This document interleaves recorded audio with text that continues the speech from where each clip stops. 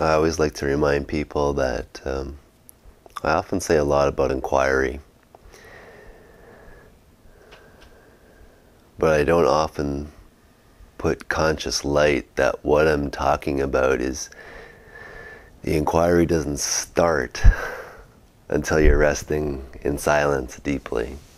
Otherwise, it's just a mental activity. But when you can relax into the stillness, into the silence, into awareness,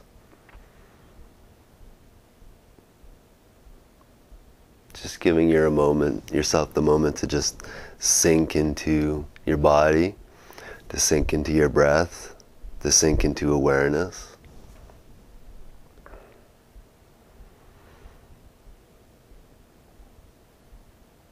And then giving yourself the invitation to fall out of your experience. What is aware of thought? What is aware of emotion? What is aware of sensation, body, energy? So we could say getting into that witness perspective, the direct experience of that. And then from that space, inquiry, self-inquiry is potent. It has power. So engaging the mind to transcend the mind has power when you're resting in that field of silence, field of awareness.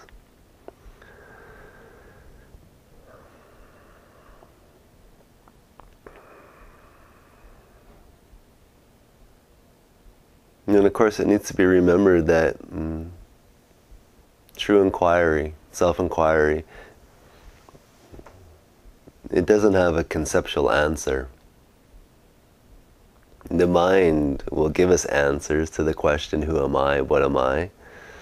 And it can go on literally for days, months, telling you what it thinks.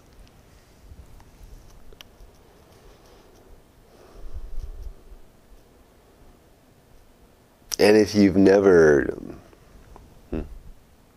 indulged in that practice, it's a good practice, even to just engage the mind, to hear what it says. Because so much of this is unconscious.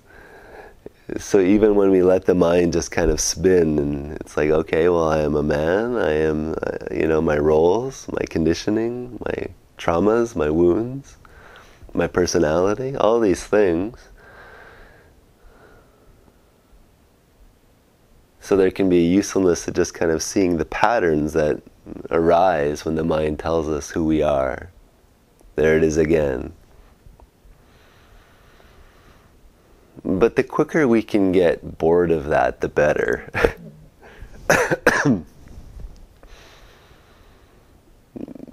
Meaning that we get to this point not through disengagement or a sense of just not being interested, like dissociating the attention, but more in the sense of where you really see, wow, anything my mind tells me is not true. Like there's a relative truth to it, but it's constantly changing. It's like the weather, depending on my mood, I feel I'm this. If I feel good, this is what I am. If I feel bad, this is what I am. Okay, that's fine. But what doesn't change?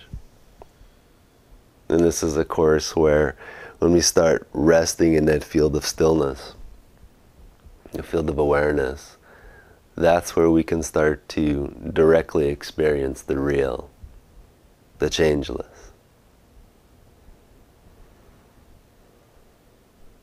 We could say that it's the container for all of that, all of the experience, all of the mind, all of the concepts, all of the feelings, all of the beliefs, the conditionings, the memory.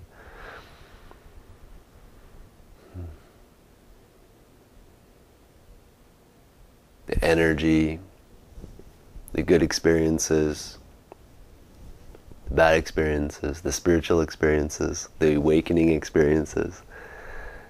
It is all held by that massive field of nothingness.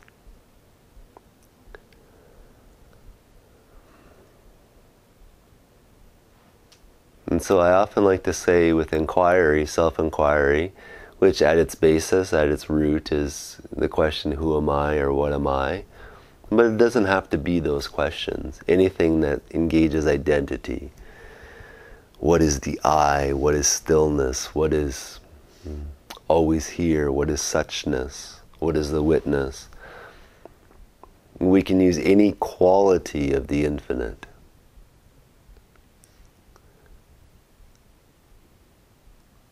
And when we take it to its core, we find exactly the same thing. Nothing. So we could say the mechanic of self-inquiry is just to turn consciousness back on itself, turn awareness back on itself. That's a concept, but within our experience, it has to be that place where we look back. So we can ask the question, who am I? And we just let it go. And again, we're not looking for a conceptual answer, although insights can come, but it's falling into the place where you don't know. You can't know. That's the answer.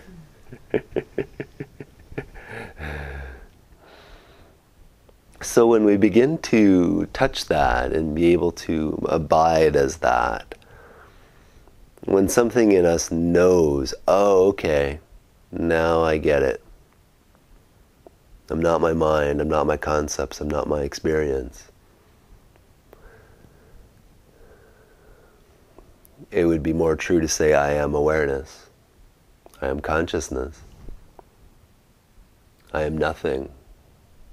I am nothingness. I am emptiness.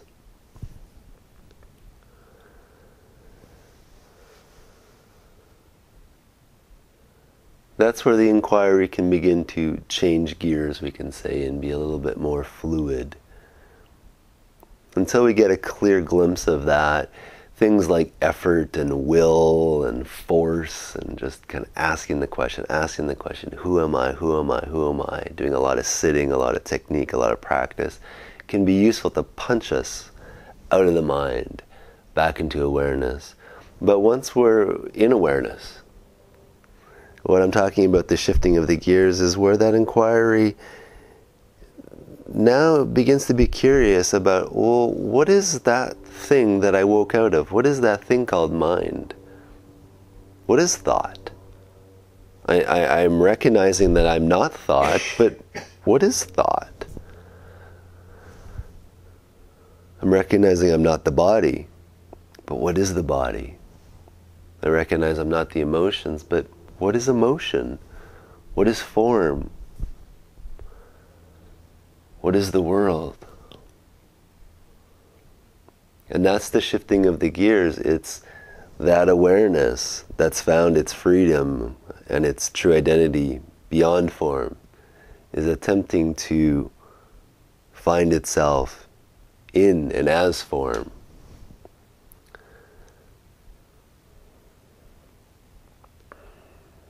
This is really what non-duality is about. It's the collapse of that subtle duality. The collapse of the duality between the formless and form, between the infinite, void, and so-called manifestation. They're same. And the way that that recognition is revealed within a human being is where that awareness, that curiosity begins. Curiosity begins. And so in essence, I like to say the essence of inquiry is curiosity. We could say the self-inquiry to turn awareness back on itself is a curiosity. And once that begins to stabilize, then the curiosity becomes everything. So if it's a little niggling, what is that sensation in the body? So that awareness is now going to the body. What is that emotion? It's that awareness going to that emotion. What is thought? It's that awareness going to thought. And because it has power now, It's resonating, we could say the inquiry is resonating from a higher frequency, a higher clarity. It can now, instead of going towards thought and then getting pulled into thought's gravitation, which means identification with mind, it's as if it just burns right through the conceptual layer of experience. So we could say it can now go inside of thought, like the eye of a hurricane. Thought still spins, but it doesn't really matter because it knows itself as this field, as this nothingness inside of thought.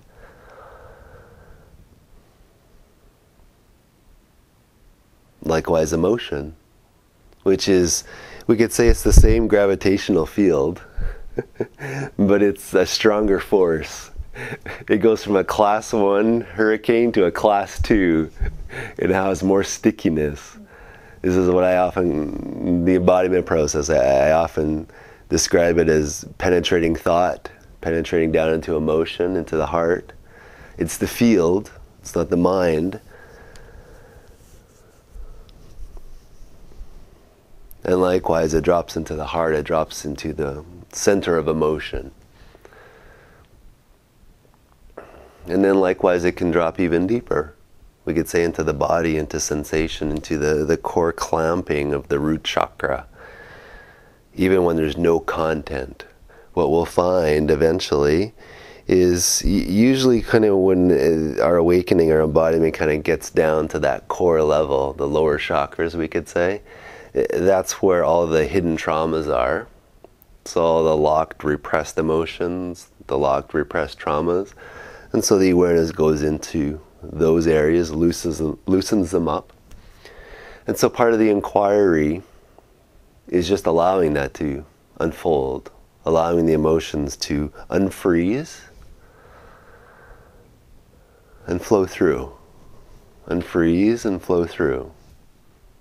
And so likewise, because this inquiry has power, has clarity, has sitting power, meaning it can sit from the inside of experience.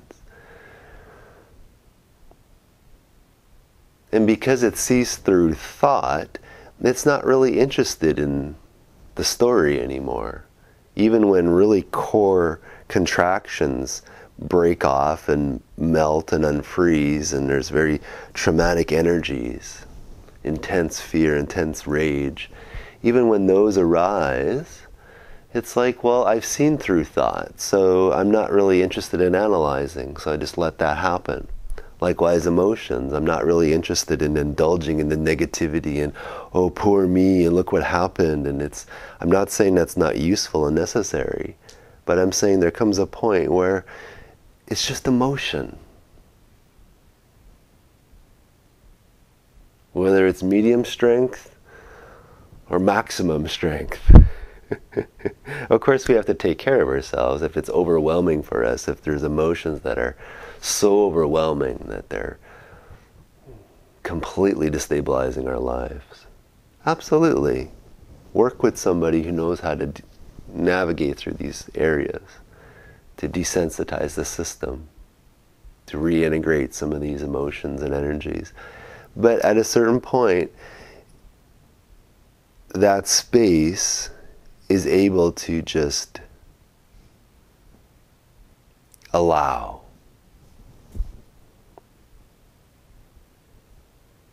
And it has this simultaneous power and ability to see through and hold the space for and feel all at the same time. And we're doing it. When it feels or when it allows, it's our feeling body that's feeling.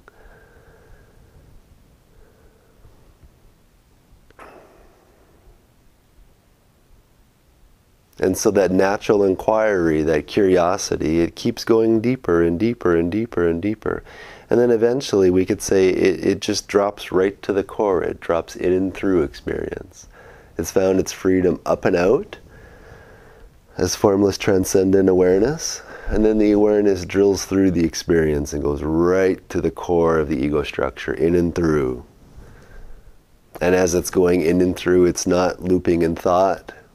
It's not getting pulled into the identification of the story. It's not looping in emotions, in the indulging of the emotions, and in the repetition of the story, the self-flogging, we could say. It just goes right to the core, right to the core, right to the core, right to the core. And we could say, as it's going down in and through, one of the things that we begin to recognize is what I call natural inquiry, which is we can have these techniques or we can have these little adjustments, but what really functions, what really has power is when a question just comes to us out of the blue. Or if we know a technique, it's not a cognitive decision to choose this technique or bring this tool, but something, which is awareness itself, just grabs something that we know maybe from the past, or maybe it's a fresh question that we've never even asked before. And all of a sudden it just has power. It's alive, and it's just like a spark. And whatever that is, it can do that spontaneously as a pulse of energy, or it can be a question right at the root of the existential holding of the ego. What's inside of you? What are you? And there can be this sense of like, that part of ourself is just like, whoa, no one's even spoken to me before. No one's even given me that invitation to look inside myself.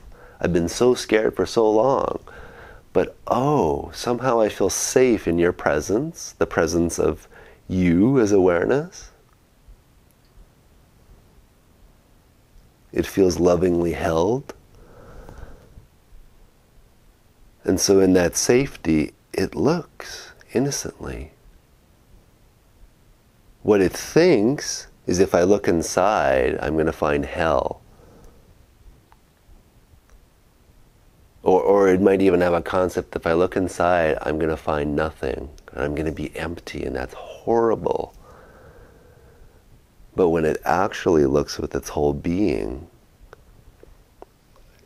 it's like, oh, it's safe to be nothing. It's safe to be empty. Emptiness isn't something to be avoided. The void isn't something to be avoided. It's the source of lasting happiness and freedom.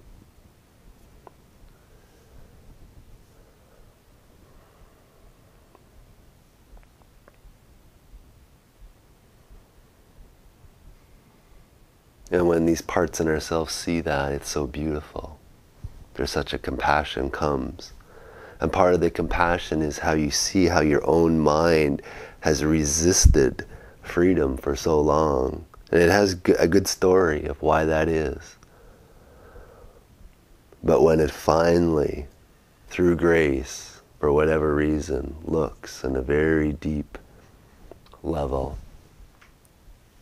and it's like, oh, God. Wow, all I had to do was let go. That's all I had to do. Thank you for giving me the invitation to do that. And so this deepening natural inquiry is this simultaneous movement where we are, for ourselves, the loving presence, the inner therapist, and we're also the inner sage. So we wield the sword of clarity of the sage. And we also wield the arms of the Divine Mother, holding, loving, being. The yin and the yang. So this is why I like to describe inquiry as curiosity. And I see those are its two arms. So the curiosity is the yang, which is just seeing through. And the curiosity is the going in the back door, or the yin approach, which is just holding space, like a mother to a child, and then giving the invitation, look inside yourself, look behind yourself, look behind your function. And then it's just a melting, it's the relaxation.